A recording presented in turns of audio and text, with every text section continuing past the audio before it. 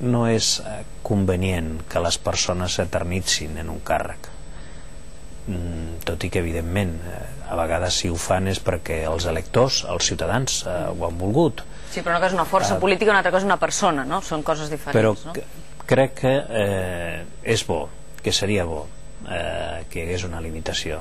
A 8 anys?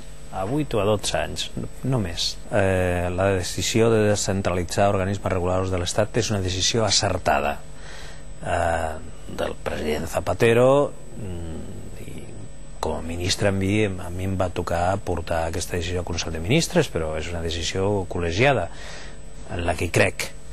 Hi havia treballadors que no volien traslladar-se, és legítim, miri, jo això ho puc comprendre.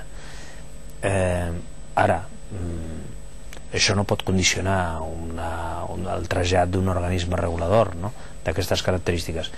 I la decisió de la justícia no vol dir que perquè hi hagi una decisió de la justícia sigui justa. S'ha fet justícia, però no necessàriament, des del meu punt de vista. Jo no comparteixo la decisió del Tribunal Superior. És una decisió que entenc que està tremendament polititzada.